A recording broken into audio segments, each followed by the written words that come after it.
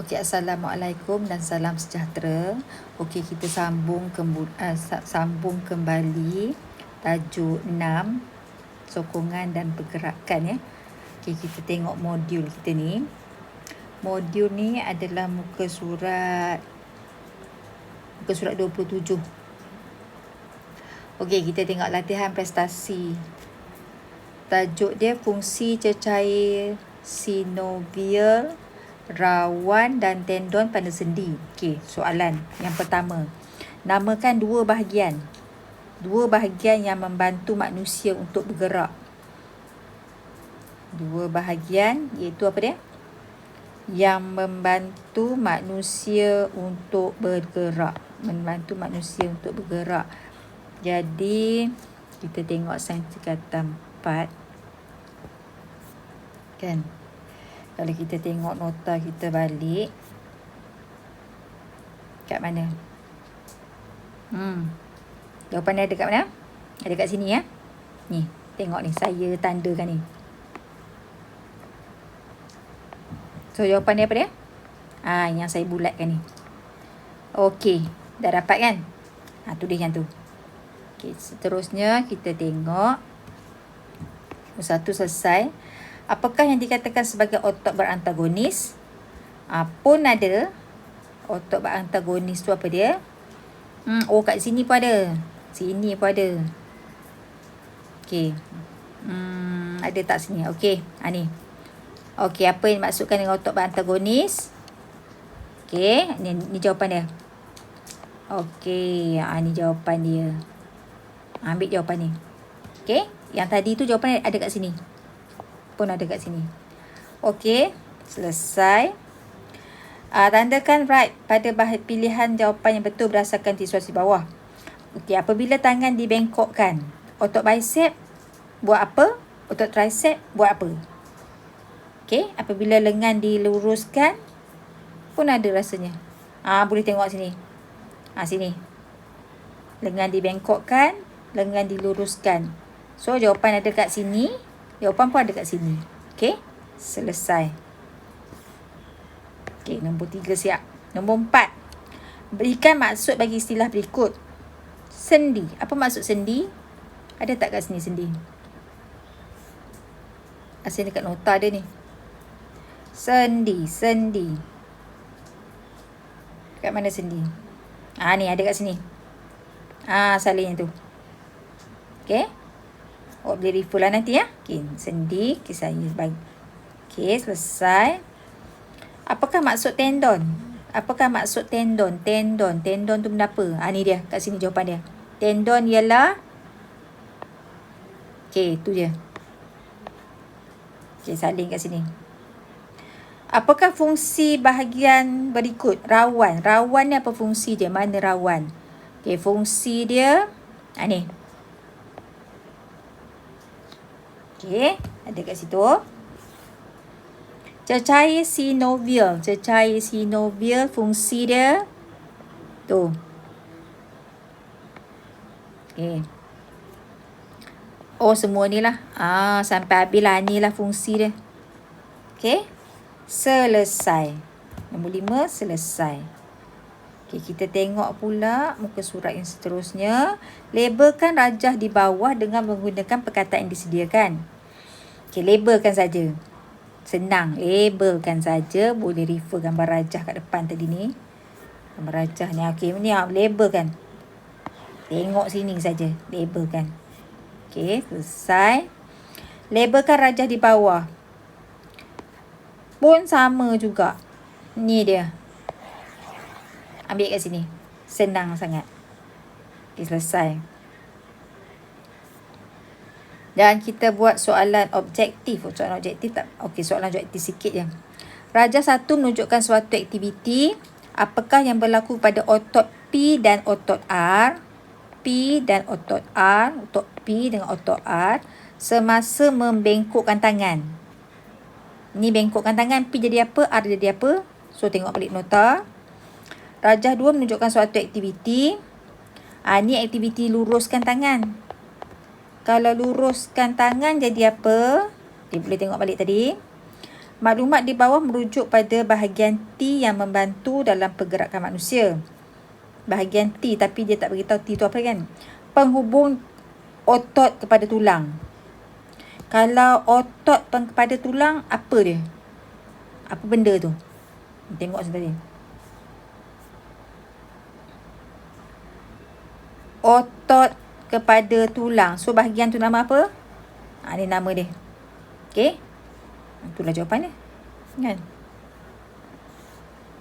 Apakah T? Carilah jawapan dia. Kita dah tadi kan. Maklumat di bawah merujuk pada bahagian X yang membantu dalam pergerakan manusia. Bertindak sebagai cushion. Mengurangkan geseran. So, cari dalam gambar rajah tadi apa dia? Senang sangat. Okey, dah selesai untuk yang ini. Dan seterusnya kita sambung sikit je lagi. Kita sambung iaitu pola pertumbuhan manusia. Pola pertumbuhan manusia. Ni nota. Pola pertumbuhan manusia tu maksudnya bentuk lengkung pertumbuhan manusia. Okey. Semua nota dalam ni. So, kita tengok sikit je lah. Kita tengok latihan dia macam mana. Ni nota, masih lagi nota. Okey, ni graf lengkung pertumbuhan manusia. Grafnya, kita ada fasa bayi, fasa kanak-kanak, remaja, dewasa dia landai dan tua dia akan menurun ke bawah. Okey. Ini adalah manusia secara umum. Yang B ni adalah lengkung pertumbuhan lelaki dan perempuan. Lelaki, dia punya lengkung pertumbuhan dia lebih tinggi daripada perempuan. Perempuan yang garisan putus-putus tu. Okey. Kalau lelaki dia lagi, boleh baca lah ni. Okey, tak apa. Kita tengok latihan dia macam mana. Latihan prestasi. Latihan prestasi ni dia just suruh kita labelkan saja. Awak label lah ikut tadi tu. Ni panduan ni. Pakai panduan ni dengan panduan ni untuk label saja. Labelkan. Okey, boleh label. Dan kita tengok soalan nombor 3. Soalan nombor 3 macam mana? Soalan nombor 3. Sekejap ya. Soalan nombor 3. Terangkan mengenai lengkung pertumbuhan pada peringkat P. Pada peringkat P. Ni pada peringkat P ni. Ni peringkat apa ni? Peringkat P. Bukan yang ni. Ni. Bukan yang ni. Peringkat P tu yang ni. Ni peringkat tua kan? Dia suruh kita terangkan apa yang berlaku masa peringkat P, peringkat tua. Ada tak kat sini? Fasa tua.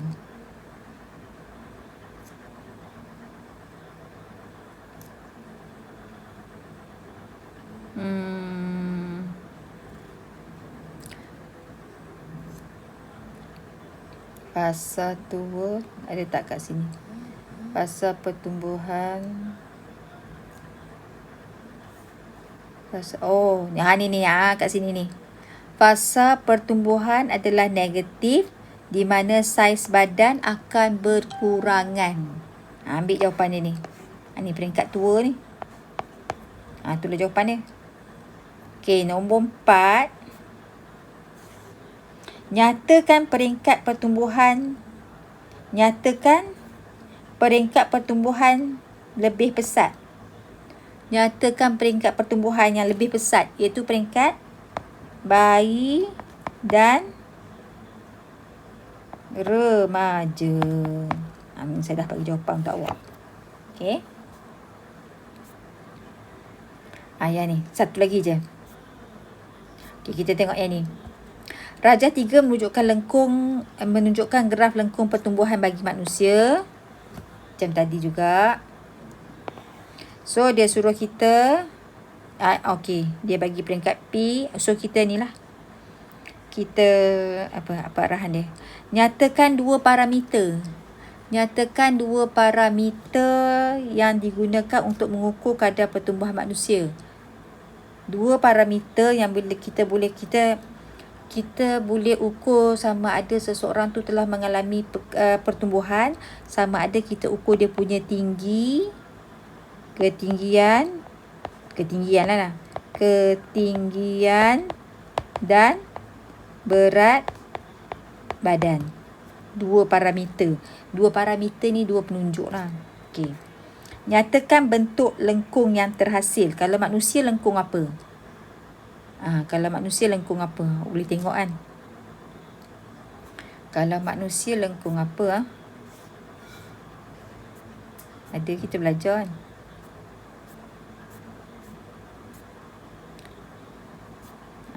Kalau manusia lengkung apa? Bentuk tangga ke? Bentuk sigmoid? Itulah jawapan dia. Tu. Lengkung berbentuk S, iaitu bentuk sigmoid. Okey.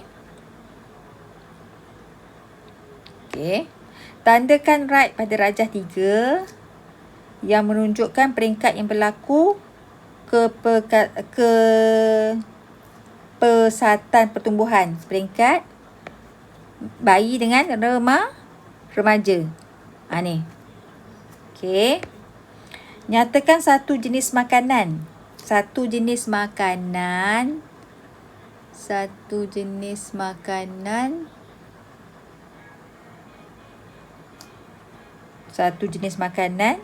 yang diperlukan pada peringkat P dan bagi sebab. Peringkat P tu peringkat apa? Peringkat P ni peringkat bayi kan? Bayi, nyatakan satu jenis makanan yang diperlukan pada peringkat P.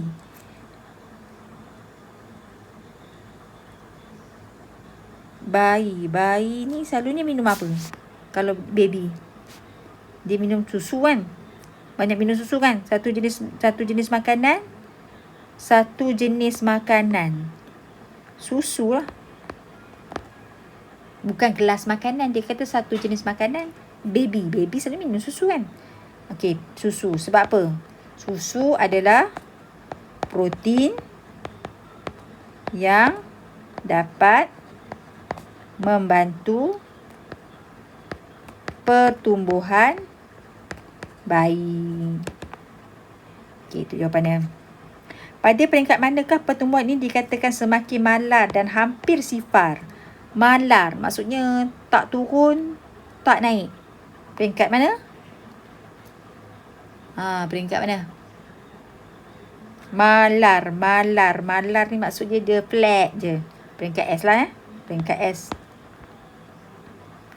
Okey. Selesai. F. Terangkan alasan bagaimana corak lengkung pertumbuhan peringkat T semakin menurun. T ni tua kan? Okey. Terangkan alasan mengapa corak pertumbuhan T semakin menurun. Sebab yang tadi tu lah. Jawapan tadi tu. Okey. Sebab saiz badan semakin berkurangan. Tu jawapannya. Okey, selesai. G. Pada peringkat R tu remaja. Pada peringkat R, nyatakan jantina yang mengalami pertumbuhan yang cepat pada usia 12 hingga 14 tahun. Perempuan. Nyatakan peringkat pertumbuhan bagi R dan T. Nyatakan apa dia? R adalah remaja. T adalah orang tua. Okey, itu jawapannya. So saya cikgu rasa buat sampai sini dululah. Ya. Yang ni nanti kita bincangkan lagi nanti. Tapi yang ni pun tak banyak dah ya. Kita teruskanlah, habiskanlah sebelum kita masuk sokongan pada ni. Okey, kita sambung sikit. Rajah 4 menunjukkan graf lengkung pertumbuhan bagi manusia. Nyatakan jenis bentuk graf. Bentuk apa? Macam tadi kan. Kalau manusia bentuk apa? Bentuk sigmoid. Nyatakan dua parameter. Macam tadi. Sama macam tadi. Nyatakan jantina bagi X dan Y. Boleh tengok contoh tadi. Terangkan alasan bagi jawapan anda di C. Alasan apa? Sebab apa anda kata X tu lelaki, Y tu perempuan? Sebab alasan sebab pada peringkat Q tulis itu jawapan dia. Sebab pada peringkat Q pertumbuhan perempuan mengatasi pertumbuhan lelaki. Itu jawapan dia. Huraikan perbezaan bagi peringkat P dan Q bagi X dan Y. Sebab apa? Sebab apa ada perbezaan bagi peringkat P dan Q bagi X dan Y? Bagi lelaki,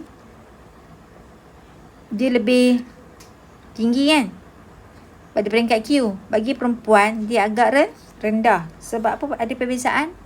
Sebab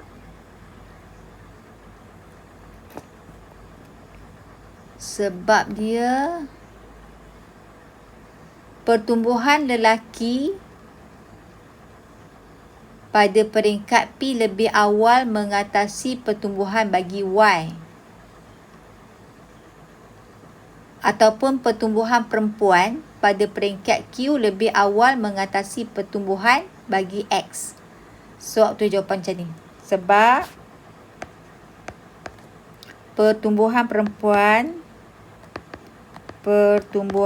perempuan lebih awal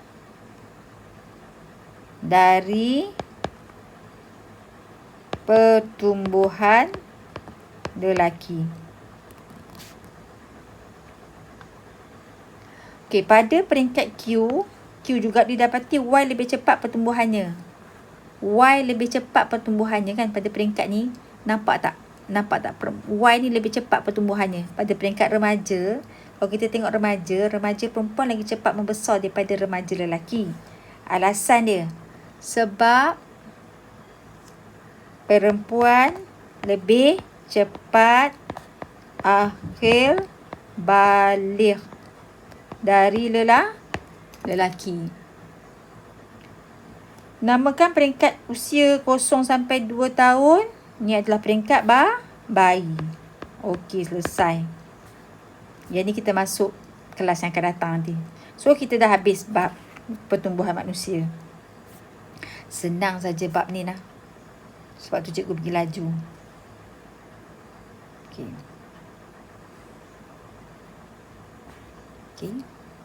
Dah habis. Okey, itu saja untuk kerja pada kelas hari ini. Okey. Sebelum saya keluar ni, awak tulis sini lah. Tarikh hari apa ni? Tarikh hari. Ya? Senang kita nak buat rujukan nanti. Okey, sekian. Terima kasih.